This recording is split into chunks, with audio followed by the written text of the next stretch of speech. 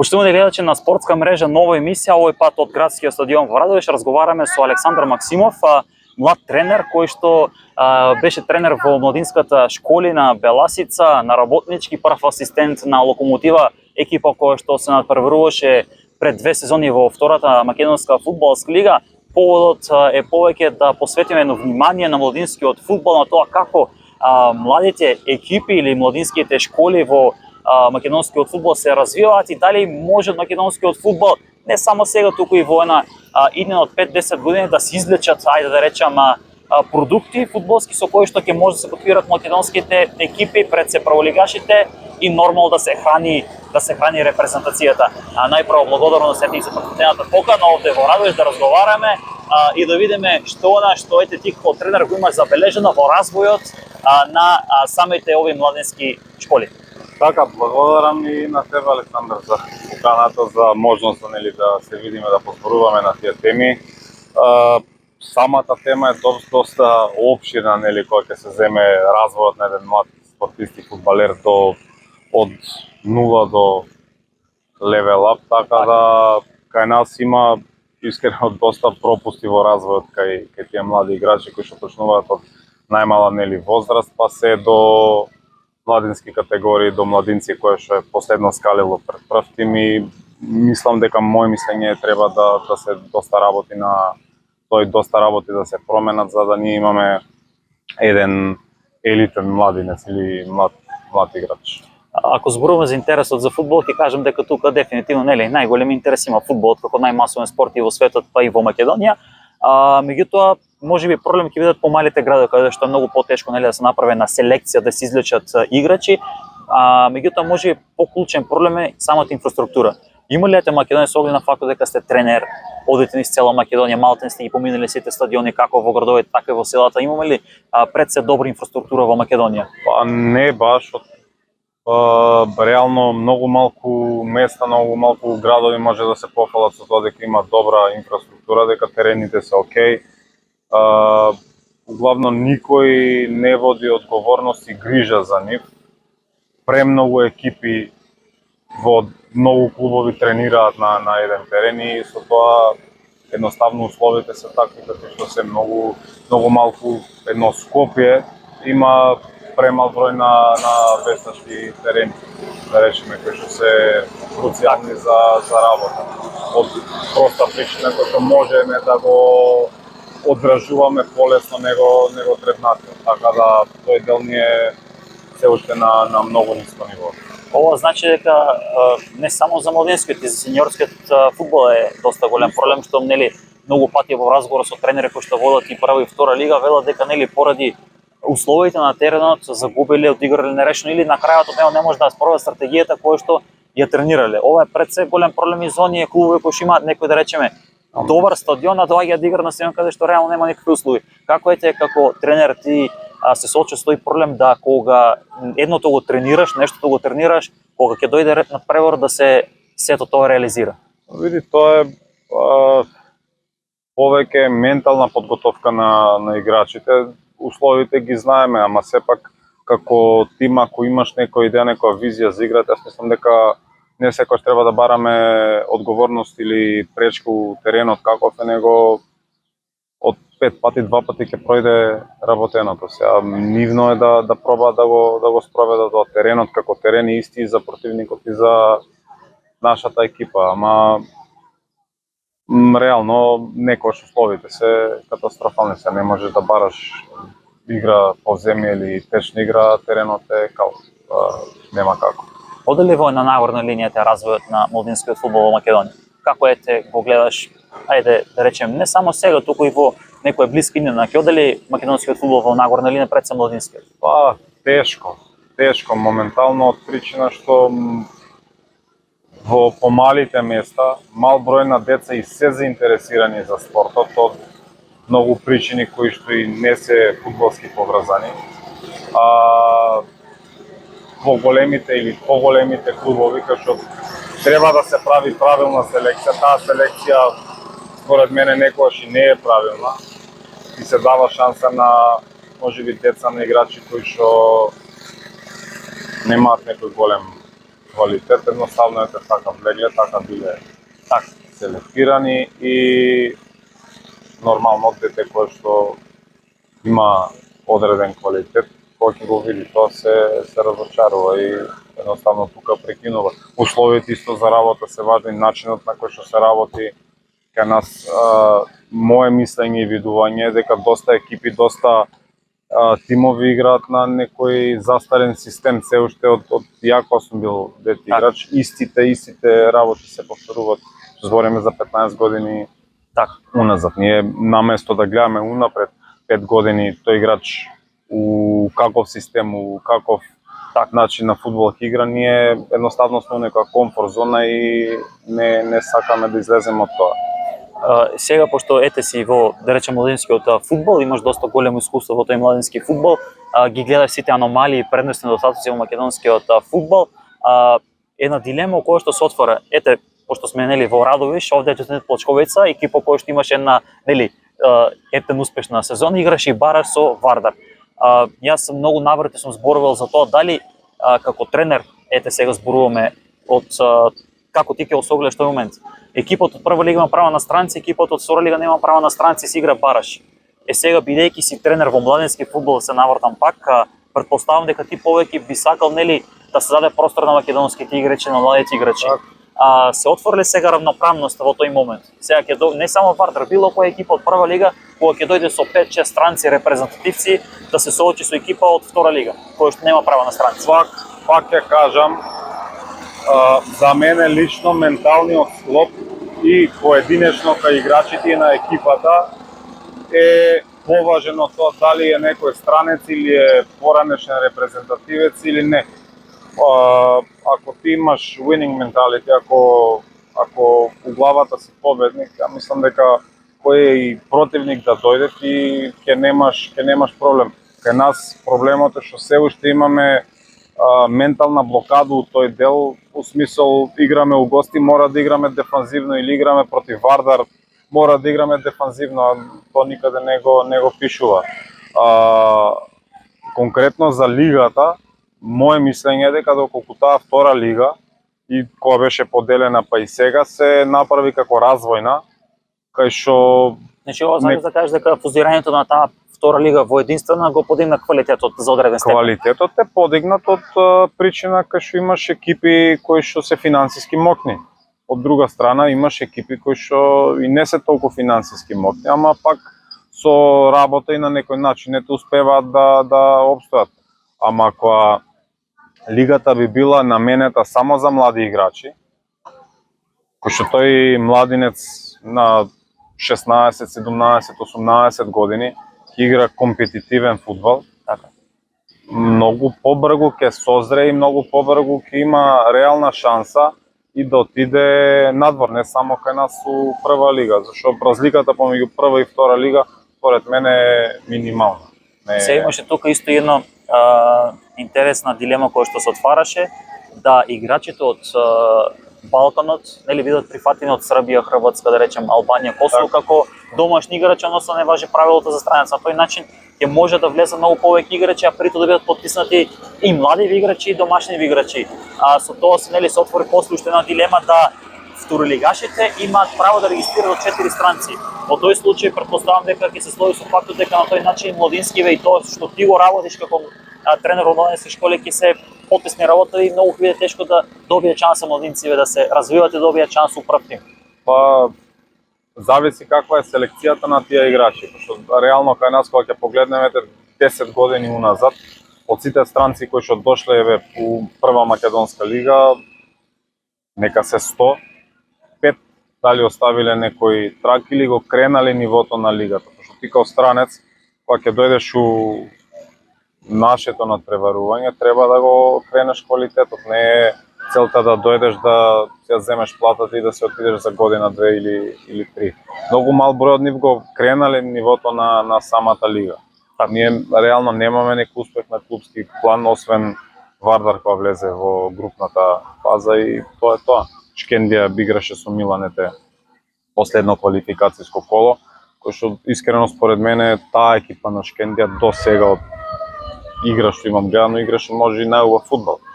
ти се пат Милан, кој Така. што е реално да Така. многу тешко да Тоа го ти Стругалан поеде. имаше за влак, најде да речем, не влезе, Да. не успеа да влезе кога беше елиминирана во плейофот Так, и не успеа да влезе да биде вториот македонски тим кој што ќе игра во групна фаза некој елитно надпреварување европско. Пак ќе кажам, јас мислам дека менталниот склоп на клубско, на екипно ниво е проблем. Ние имаме стварно квалитетни играчи, имаме, барем прва лига клубовите имаат окей услови да работат. Доколку тоа се промени, доколку играме малку по напаѓачки, по-отворен фудбал, по-агресивен фудбал, мислам дека би биле ниво погоре.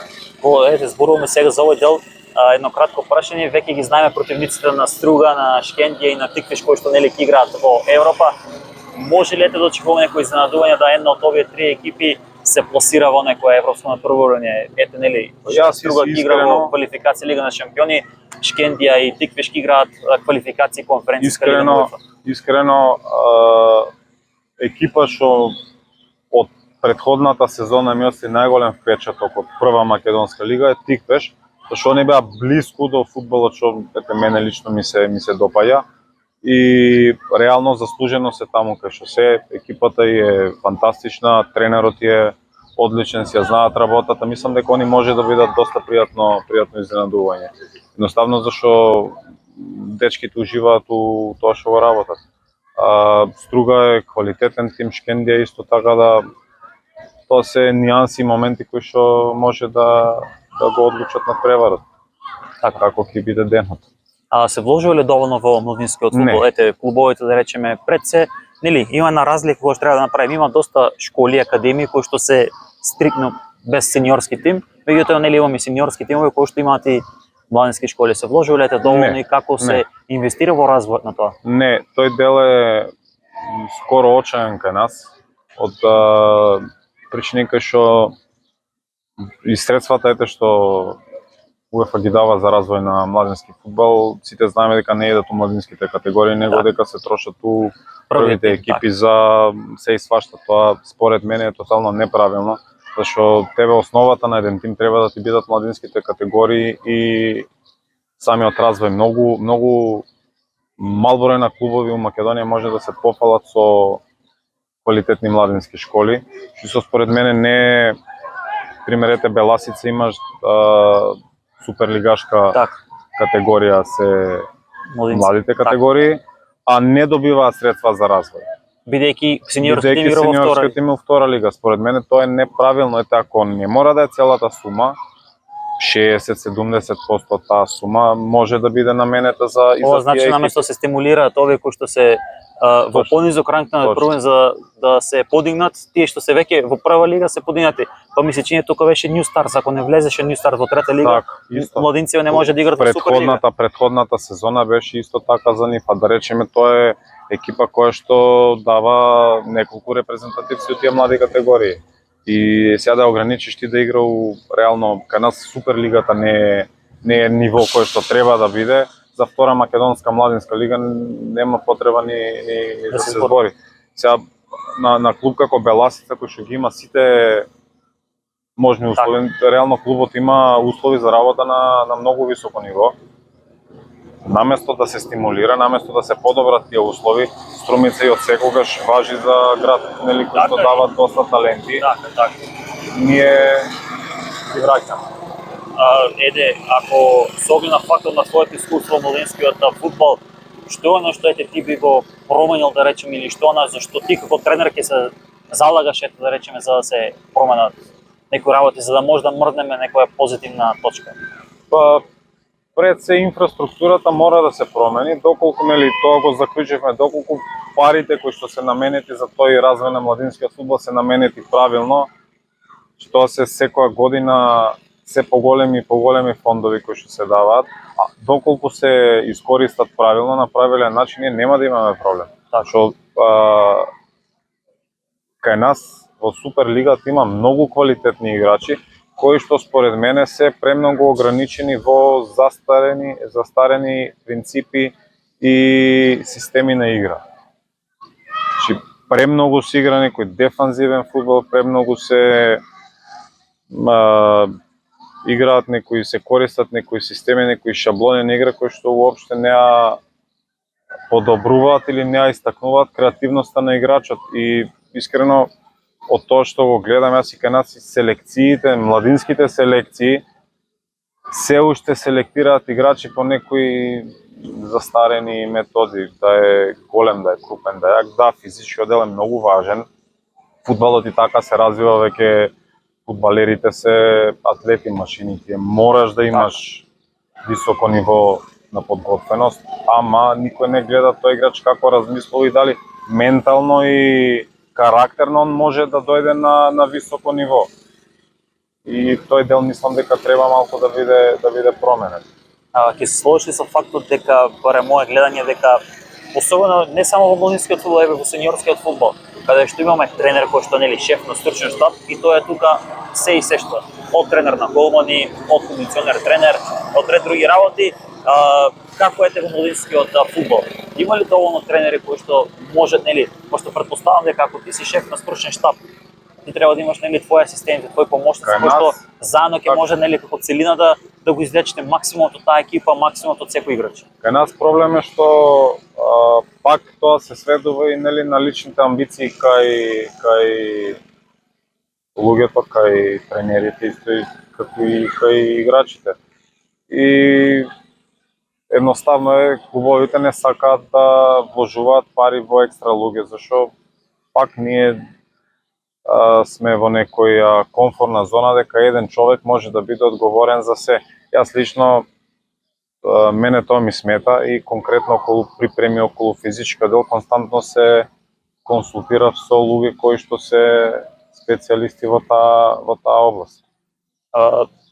Сега зборувавме за младинскиот фудбал, има ли ете простор да превземеш некоја екипа во да речеме втора лига, каде што пред се не мора да втора, ево и во трета лига или било каде во сениорскиот фудбал, за да пошто се залагаш како тренер кој што нели сака младински фудбал, сака простор да му даде на младите играчи, за да му дадеш простор. И дали ете тренерите, не само тренерите туку, и самите клубови му даваат доволно простор да се потпрат на млади играчи? Контакти има, но генерално пак проблемот кај нас е што и во прва македонска лига и во втора не и се дава доволно време на тренерите да ги имплементираат своите системи, да си донесат своји играчи кои што нели ќе се вклопат во тоа што го бара. И многу е тешко на еден тренер, некој ќе каже немал резултати или лошо играат. Да, кој ги донесе играчите и како се донесени, дали се вклопуваат со замислите и визијата на тренерот, тоа е многу важно, зашто да ти имаш успешен тим, треба да имаш 24 играчи плюс нели стручниот штаб и тимот кои што ќе размислуваат исто, кои што ќе имаат исти навики, исти амбиции. Едно труло јаболко во екипата ти руши се. И мене лично ми е исто кога сум преговарал со играчи да дојдат и во младенски категории, аз без да видам играчот карактерно каков и кои му се амбициите, не би го земал. Има ли доволно, бидејќи спомна ги следиш, ги пратиш, во било која, да речеме, лига, па дури едно Косово и на Албанија се веќе многу напредни во фудбалот, нас инфраструктурни во секој поглед, Чешка, Естонија, Словачка, ете поблиските држави од Балканот, ако зборуваме и Хрватска, Словенија, имате простор кај што можеш да отвориш за било кој игра, статистика во било кој поглед да видиш. Одиграна минутажа, црвени, жолти картони, асистенции, голови кај нас, освен ако отвориме нели многу малци можеме да видиме за прволигашеве, камали за втора, за трета лига, особено пак за младински фудбал. А особено претпоставам дека вас тренерите тоа е голем проблем. Особено пак ако зборуваме за лајф надпревари да може да ги видат нели сите ти играчи. Научна фантастика е реално тоа кај нас и види некоја статистиката знае да излаже, ама ако ние сакаме да имаме, пак ќе кажам, елитен младински играч на високо ниво, мора да ги имплементираме и тие системи, зашто надвор секоја екипа има огромни скаутинг мрежи кои што сакаат црно на бело. Не може YouTube да те однесе надвор или така со хайлайт, со најдобрите моменти.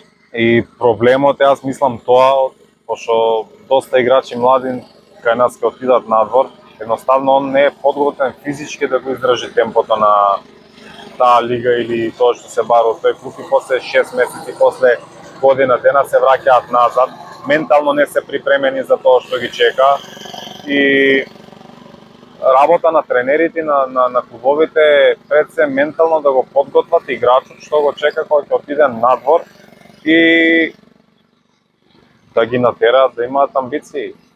Константно мора да се гладни, да сакаат да успеат и така ќе се окренат нивото на игра.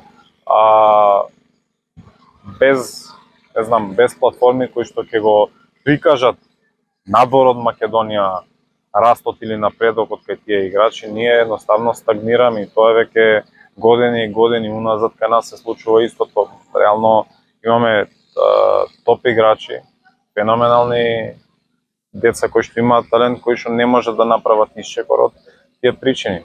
Па еве, ако зборуваме сега за тој исчекор да се направи таа транзиција од младински во сениорски фудбал, има ли тука како тренер согледуваш ли момент како да се препознаат добри таленти, добри играчи да од младински фудбал дојдат во сениорскиот фудбал? Бидејќи знаеме, барам ја сете како спортски новинар, многу играчи и до мене се обраќаат за контакти, па дури за помош за да влезат во некоја екипа, па макар одат по цена да седат на клупа само и само нели да дојдат за прв пат да се соочат со сениорскиот фудбал да напредуваат. Значи играчите, иако се добри талентирани, се свесни, сега може би гледачите ќе забележат ако е добар талентиран ќе биде препознаен. Меѓутоа знаеме, претпоставам дека и ти вие како тренер ќе се сложи со фактот дека добри таленти не се препознани сепак.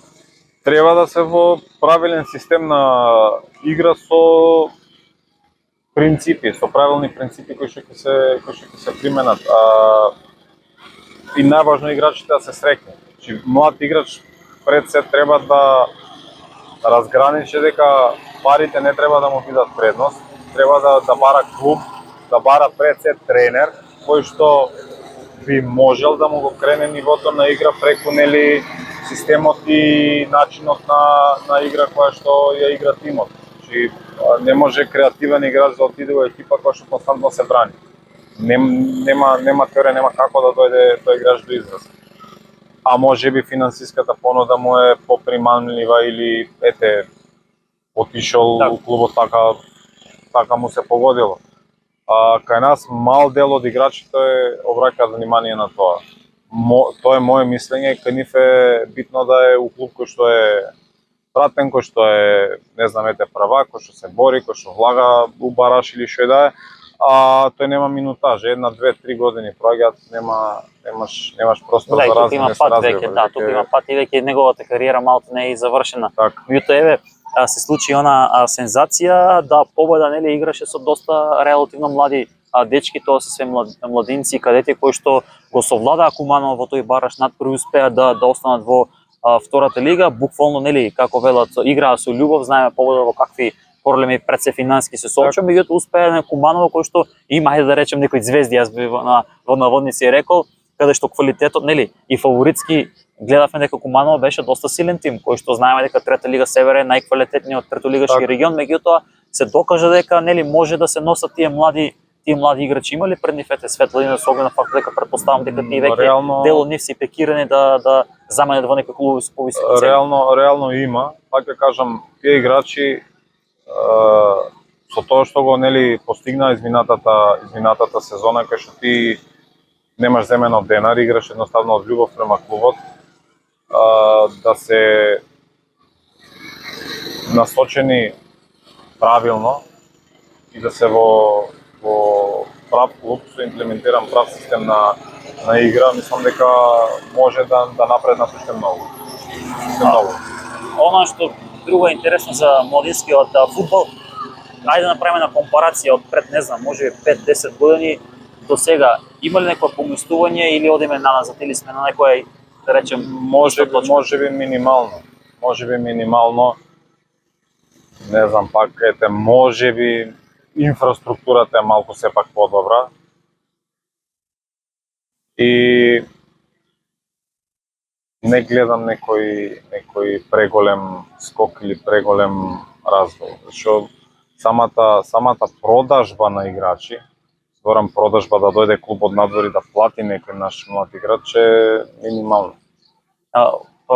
Имаме тука, нели, да речем, Академија Пандев сега Брера Струмица, можеби некоја екипа која што доста се залага за тој, ајде да речем, младински фудбал, тука нели добиваат и младите играчи професионални договори, Шкендија, Шкупи, ете Вардар кој што меѓутоа сега нели Вардар се очи, Пелистер е сега малце у некоја нагорна линија со тие младински школи, стигна нели до полуфинале, финале, завршници играше нели од овие младинскиве категории. Охрид можеби нешто има доста како расадник на млади фудбалери, знаеме дека и тимот беше доста составен од млади играчи кои што играа во сениорскиот фудбал оваа сезона, прегалниците, меѓутоа пак тоа е доста многу малку. Ако гледаме водина, тоа значи дека и репрезентациите веќе ќе загубат на квалитет. И овие играчи кои што ги имаме сега, кои што играат во сениорски тим, се нели тие кои што играа онаа златна генерација на европско младинско првенство и веќе тие се во залесна кариера, дел се веќе по 30 и кусур години, што понатаму правиме ако гледаме? Реално од сите тие клубови што ги наброја, играчи кои што тим кој што имаете најмногу играчи од својата академија или школа е Брера. И можем да кажем Беласица од причина што 90% и повише 95% од играчите се младинци кои што го изнесла теретот последната сезона. Шкендија има минимален број од младинската школа играчи, Шкупи мислам дека и нема. Имаат квалитетна школа, квалитетни играчи, но не се користат во првата екипа. Друг тим Мете Работнички дава шанси на млади играчи кои што потекнуваат од нели својата школа и тоа е тоа. Друг тим кој што дава огромни шанси не гледам. Ова сега пак ќе се навртам тоа дека реалноста е дека за жал и тоа што сам ти го констатира дека не се доволно вложува во македонскиот младински фудбал пред се. Ако вака продолжат работиве, можеби ќе се соочиме со уште поголеми проблеми, бидејќи неколку екипи кои што ете ги набројавме, кажавме дека инвестираат и пак се отворено прашање што понатаму пред се нели веќе ќе се соочиме со доста големи проблеми, нема да имаме добар квалитет. Ети втората лига можеби ова година ќе биде некое пониско ниво во квалитет, особено оние екипи кои што ќе се борат за прва лига. Так. Ако во минатот имавме по 3-4 екипи кои што се борат, особено таа година кога тука беше нели Вардар и Пелистер и Гостивар и Воска Спорт, лани имавме пак некоја, 3 екипи се одвоја, Пелистер и Беса, тука беше и Дефнет Плочковица кој што заврши на трето место. Ова година можеби ќе имаме поинтересно ќе биде во долни дел за опстанок отколку во горни дел, и тоа пак се онова рефлектира со квалитетот на тој фудбал. Кои се твоите цели, како ете понатаму како тренер ти ќе се развиваш, ете да речеме, во твојата тренерска кариера? Зависи од можностите што ќе се гледаш ете надвор каде што бидејќи се залагаш нели за македонскиот младинскиот фудбал пред се да заменеш каде што ќе си нели сконцентрират пред се затоа што ќе имаш многу подобри услови. Дефинитивно, јас лично имам доста високи амбиции, работам на тоа и прашање на време и прав момент е кога, што и како ќе се отвори. Кај нас реално може да се дојде до одредено ниво, ама имаш лимит. И едноставно што пак ќе кажам, клубовите не даваат време, многу малку, не работат етапно. Значи ова нели резултати преку ноќ. Да, сите сакаат резултат преку ноќ, а тоа е скоро невозможно или е возможно, ама ќе трае кратко, година, 2-3 и тоа се распаѓа. Сега реално ние кога ќе погледнеме надвор, имаш клубови кои што постојат 100 години, константно се во врвот од планска работа. Кај нас планска работа не постои. И самите клубови се, пак ќе кажам, во комфорт зона, да не изгубам, да не примам гол, ако дадам. И тука и за играчите и за тренерите е многу тешко да дојдат до израз. Мислам дека тој дел доколку се промени, ќе имаме и доста играчи, ќе имаме и доста тренери кои што би дошле да работат на некој доста високо ниво. Кога ќе преземеш некоја екипа, кога преговараш како тренер, има ли некој план кој што е презентиран, предпоставам за 5 години, што сака клубот од вас како тренер, што очекува, кои се неговите цели, доаѓате на тренерското столче, продолжувате и потоа од тој план ништо не се реализира или се бара нешто сосема друго? Па во младинските категории малку поразлично, но за прв тим јас мислам дека треба нормално нели во склоп со кој клуб контактирате, со традицијата, со историјата на клубот, со моментот во кој е клубот, мислам дека треба да се има план што и како и едноставно тој план да се презентира на начин на кој што ќе биде прифатен, кај што реално кај нас и многу се ветува, малку се исполнува. Треба да се стави јасно до знаење дека преку ноќ тешко ќе биде, ама резултатот ќе дојде. Ти доколку играш добро, доколку играчите ќе ја сватат идејата, филозофијата, начинот на игра и го сакаат, тоа уживаат тоа, дали за месец, два или три, резултатот ќе дојде. И нема да има никаков проблем. Сега кој ќе го истрапи нели тоа? Треба ли да се размислувате и во насока на третолигашкиот фудбал, меѓутоа да се направи, не знам, under 23, да се нели да има простор каде што ќе се остава, бидејќи свести сме и дека голем дел од клубовите имаат играчи кои што се по 45-50 години и кои што на времето тие биле да добре, меѓутоа сега треба простор да се остави. Ако третолигашка екипа не дава простор на младинците, тоа е што очекуваме од втора и прва лига. Дали треба да има некој лимит каде што ако тројца треба да се во првиот стартниот тим да бидат 5, 6, 7, 8 фудбалери за да се даде стимул на тие играчи? Сигурно. Мислам дека таа идеја е многу добра и исто би било добро за самите тренери кои што би можеле многу повеќе да пробаат нови работи, многу побрзо би ги имплементирале, кај што ти притисокот и кон играчите и кон нив не би бил толку голем, но пак истото би можело да се направи со втора лига како развојна, кај што ќе се форсираат млади играчи, така да што реално ние и немаме токав фонд, токав број на играчи за да сите три лиги бидат покриени. И финансиски прашање колку тие клубови би биле во можност нели да го издржат тоа. А генерално маркетингот исто е доста важен. Кај нас скоро ни еден клуб не го практикува тоа.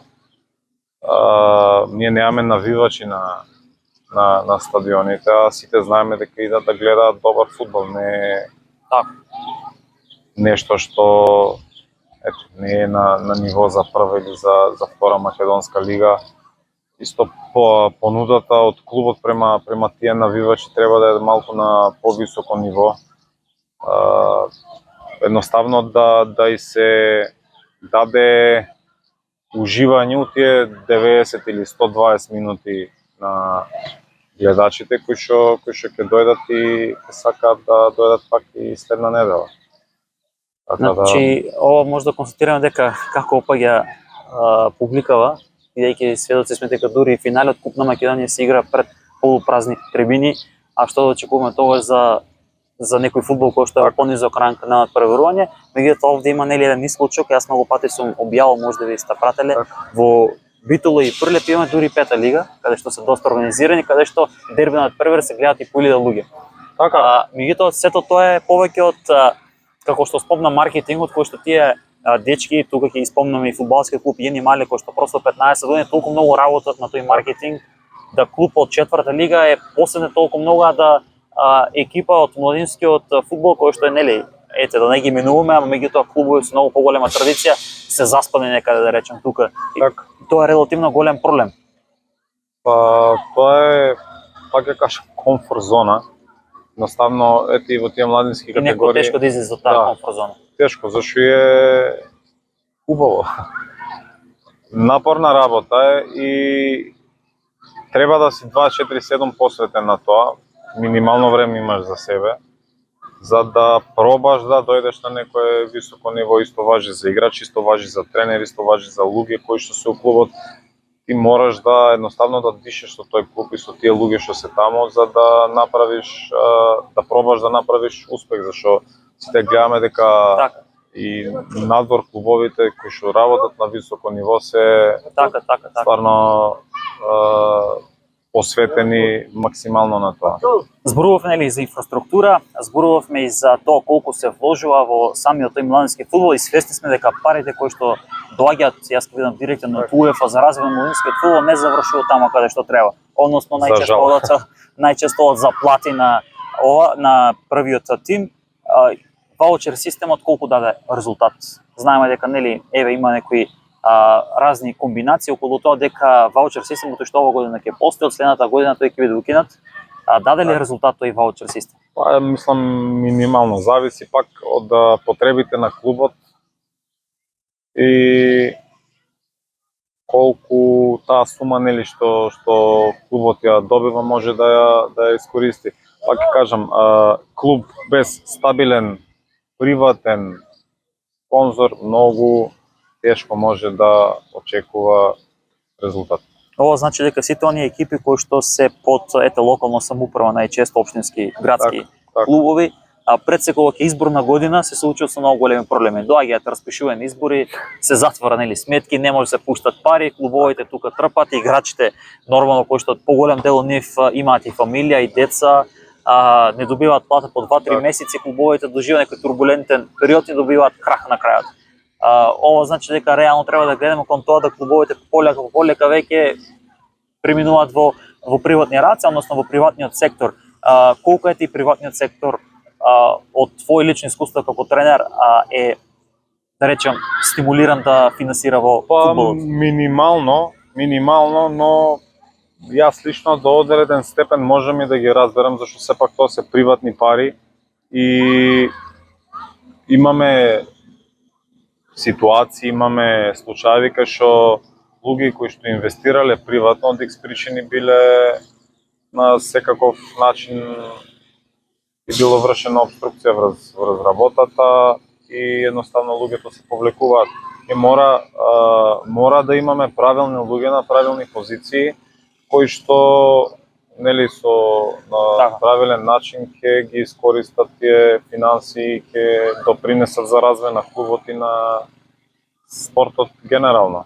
Ова значи ќе треба да се направи некоја стратегија како и да се привлече приватниот сектор да инвестира во клубовите. Можеби треба да се размислува да се брендира првата лига, каде што нели ќе биде некој генерален спонзор, втората лига, исто и младинската суперлига, за да се влезат одреден капитал и да клубовите сами добијат некоја добра финансска инекција. Тоа е идеално од причина што и самата лига ќе добие на маркетинг, ќе биде гледана и на таков принцип Србија работи, кој што реално и прва и втора лига кај нив е на едно високо ниво, младинските категории се на високо ниво. Имаме случаи кај што ни продаваат 18-19 годишен играч за 4,5 милиони. Партизан пред некоја година продаде играч од Сити. Кај нас се уште играчи од 19 години се млади или на 24 години, пак е млад, има време. Нема време ако си добар. И на 16 години, на 17 треба да добиеш шанси да играш. Пак ќе кажам, кај нас се врти околу сигурност, околу комфорт зона и едноставно ние мора да прифатиме дека тој млад играч, доколку го ставиме у прва екипа, у прва или у втора лига, небитно, и има квалитет, тебе во таа сезона сигурно ќе те кошта може 7, 8, 9 бодови, 12, небитно, ама за година дена ти имаш може комплетен играч. Беше Беласица која што нели овој пролетниот дел го одигра со 8 млади играчи, му даде простор. Ако го спомна нели за Партизан и за екипите нели Црвена звезда, кој што Динамо Загреб е исто така екипа од која што треба да учиме, и пак ќе се вратиме на тоа дека екипите од нашето соседство не поминаа во целиот тој развој. Ние немаме да се пофалиме со некој трансфер кој што е посериозен и да речеме дека клубот ќе инкасира пари, не само тој трансфер, туку и војнина со тие клаузули во договори да може да се храни со финансии подолг период. Пак се враќаме на истото, едноставно ние немаме платформи, не користиме платформи кај што развојот на тие играчи ќе биде пратен од страна. Немаме маркетинг. Беласица да беше клуб во, не знам, српска прва лига, втора по ранг. Сам дека немаше да има вестник или медиум кој што немаше да каже дека тимот има промовирано 30 играчи под 19 години, кој што ете со тие играчи со минимално нешто успеа да направи сепак е Ете, успех. каква е медиумската покрајност во Македонија за младенскиот фудбал зборувам? Очајна. Има ли те, пошто реално е, јас како млад новинар се трудам да направам Так. нешто со тоа колку што и се моите услови и можности. Так. Меѓутоа има ли те, реално нас ни фалат и доста спортски дебатни емисии, каде што ќе имаме по 3-4, секој медиум малте да има некоја емисија која што ќе е посветена на тоа, пред се ради фактот што Косово, пак ќе речем, има 7-8 активни спортски дебатни Так. емисии кои што се посветени на развојот на спортот само. Тој дел кај нас е искрено очаен. Ние немаме статистика на играчите од младински категории, освен ако некој индивидуално работи. Има некои страни на Facebook кои што се посебни за младински фудбал 2007, 2006 и така се поделени, кај што волонтери ги изработуваат и листата на стрелци и се останато. Ние не знаеме кој играч има највеќе асистенции, кој играч има највеќе истрчано, кој играч дал најголем допринос у лига. Имав ситуација за мене смешна на собирна репрезентација. 2007 играч кој што е најдобар стрелец не е повикан.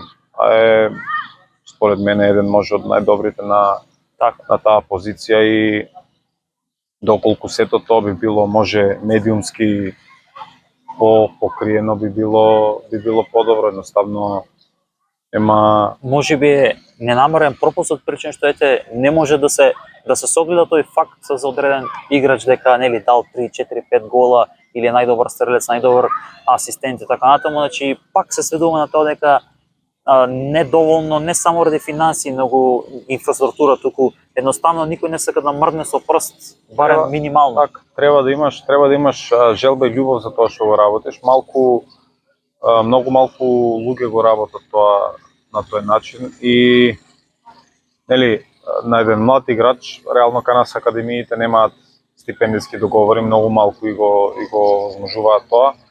Што му е стимулот? Реално на дете кој што ќе постигне хет-трик или ќе изигра супер утакмица и која ќе прочита на било кој портал дека некој го видел тоа, дека му дал значење на тоа, нормално дека ќе биде мотивиран повеќе, дека ќе даде следната утакмица или следниот тренинг многу повеќе. И тој дел мислам дека доколку би се променил, ние ќе имаме многу позитивен импакт. Ова значи дека меѓутоа пак ќе се навртам на тоа дека барем ете јас лично како млад спортски новинар досега не сум имал некој посериозен, да речем, ангажман од самите клубови да мене ме ангажираат за да може нели се тоа да се примети, да се забележи. Дури јас имам, се не ме сватат погрешни тренерети, управите со кои што имам стварно супер соработка, меѓутоа за жал дел од нив кога ќе доживеат пораз ги нема да дадат изјава. Кога ќе победат сами се ивуваат да дадат изјава. Честни случаи кои што секогаш имале нели почит за медиумите. Многу од играчите па и од тренерите без разлика на исходот на резултатот и без разлика дали тоа прва, втора, трета лига младински фудбал, кога ќе завршат превар немаат почит кон медиумите и заминуваат. Јас сум се соочил со моментот да буквално ги бркам по теренот и да се кријат по собликувални натаму, да не сакат да дадат, што за разлика од други македонски тренери кои што биле во странство, знаат тоа да биде доста санкциониран самиот клуб ради таа непочит кон медиумот. Така, тоа е во своја нели лична култура, моје мислење, зашо сепак пораз е пораз, победа и едното и другото ќе дојдат кога тоа, така да нема ништо страшно во тоа. Начинот на кој што си победил или изгубил, мислам дека треба да биде прифатен. Застане да се биде прифатен, да, и да едноставно да покажеш твоето мислење за надпреварот кај нас. И тој дел исто минимално покриен и во првата и во втората лига. Последниве години нели малку е нивото подкренато. Во младинските лиги ние немаме, освен нели сама организација на играчите или на тренерите, ако нема да се снима тој надпревар, нема кој да го снима. Има ли те како тренер ти лично да повараш од твојот клуб да се снимаат барем вашите надпревари, да се снима тренинг, да се анализира се тоа? Дозволуваат условите тема македонските клубови да се овозможи тоа? Условите, да, услови за нели снимање на надпреварот може, има, едноставно Беласица си имаше собствена собствена камера, која што ние ја користевме за надпревари. Сето тоа беше овозможено, така да не можеш составна алатка ти е тоа, пак после надпреварот мораш да имаш анализа на тоа. На самиот надпревар играчите мора да си ги видат нели позитивните и негативните работи и да најдеме решение на тоа што се случува во играта, доколку имаме проблеми или нели нешто не функционира како што треба. Така да исто на тој дел мора да се даде огромно внимание, значи една камера и опрема за снимање реално е минимална сума инвестиција. Велхамер или Худал кој што мислам ФФМ, Фудбалска федерација го користат, е со 1200-300 евра годишно. Ти имаш камера, имаш програм за анализи, програм за се што ти треба и е многу поедноставна. Пак ќе кажам, доколку нели да се навратиме парите од младински фудбал се користат на правилен начин, има многу поголем нема да имаме никаков проблем. Што играчите кај нас се доста желни за работа и треба да и се нели овозможи тоа. Какви се буџетите на македонските клубови? Не само во младинскиот, туку и во сениорскиот. Ова е прашање кое што многу често го добивам и во коментари, ете и вака слободен или низ град кога ќе излезеш, кога ќе почнат да зборат овој клуб има толку буџет, овој клуб. Каков ете буџетот пред се, бидејќи вие го имате сето на своја кожа, некогаш претпоставам се соочувате со проблемот да немате редовна исплата на плата, како што се играчите, пак ќе се наврта моментот дека клубовите кои што се под општините ќе дојде изборна година како што беше сега, клубовите 3-4 месеци се со замрзнати сметки буквално. Кај нас тоа зависи од нели кој е победник на изборите. И моментот дека ќе дојде до промена на управа. Да, доста работи се политизирани, кои што мене не ми се допаѓа тоа лично. Спорт и политика не идат заедно. Ние сите имаме право нели на свој избор, ама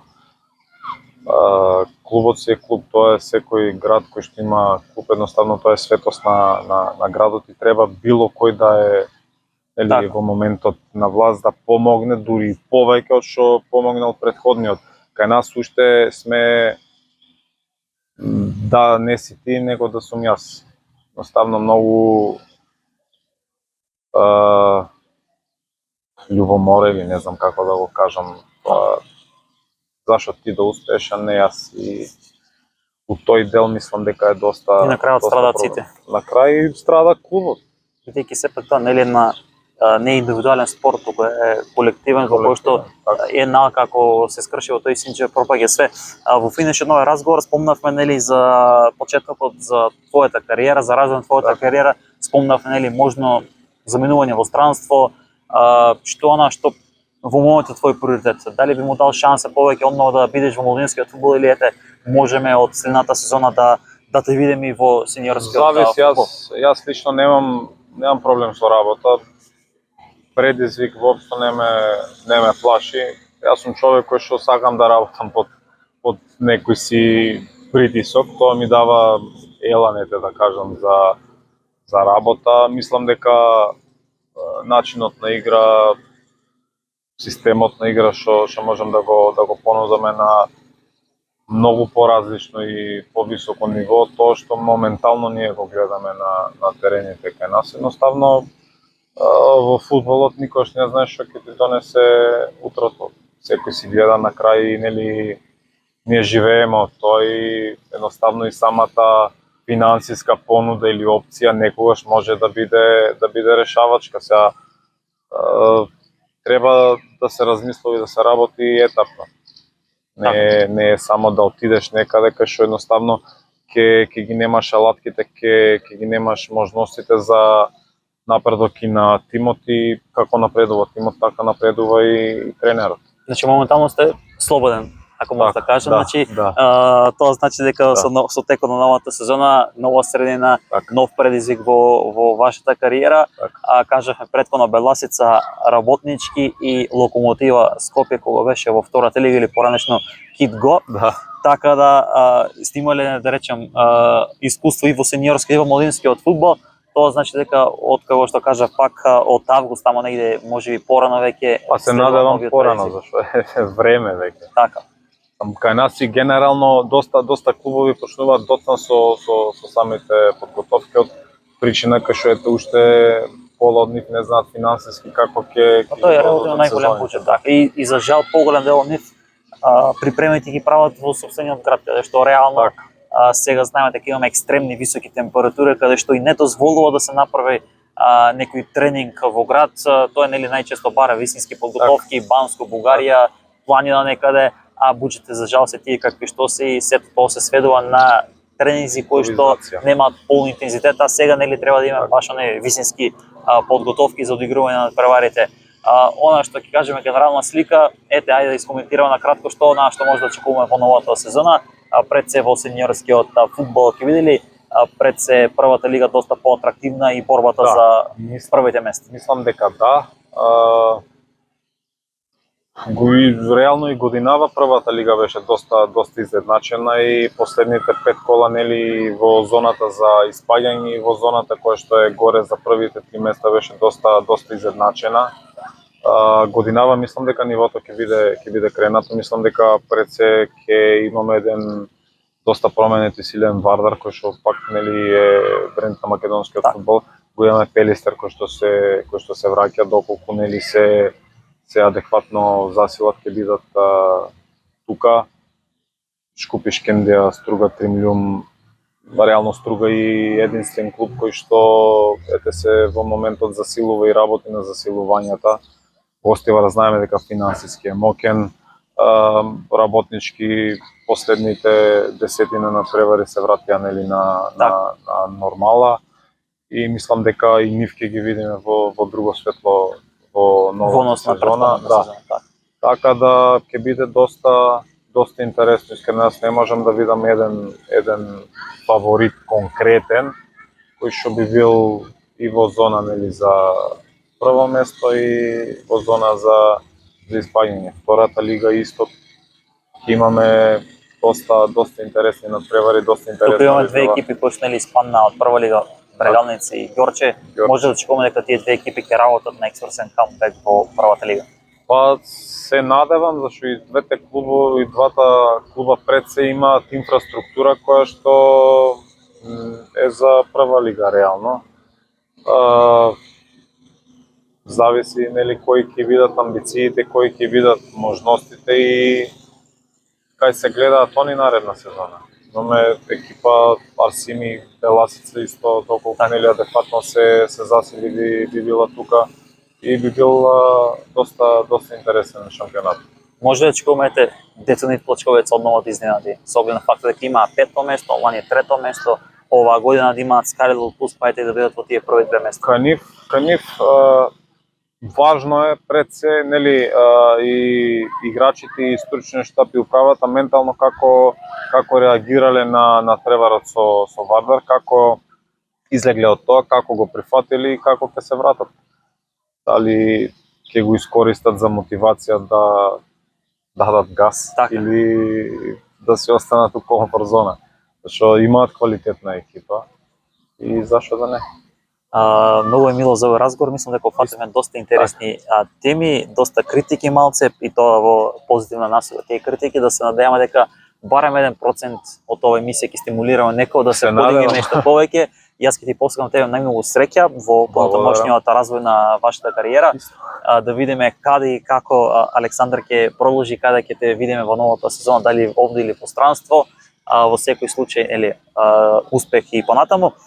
Почитувани гледачи, ова беше Александар Максимов со кого разговаравме за младинскиот фудбал, за она што и колку се вложува, дали се вложува, како се развива тој младински фудбал, дали имаме доволно млади играчи за да се храни репрезентацијата и сениорскиот фудбал и екипите од прва лига, дали му се дава простор на овие млади играчи да добиваат и професионално, да говори да се развиваат професионално за да добиваат нели поголема минутажа и да се вивнат во фудбалска Европа.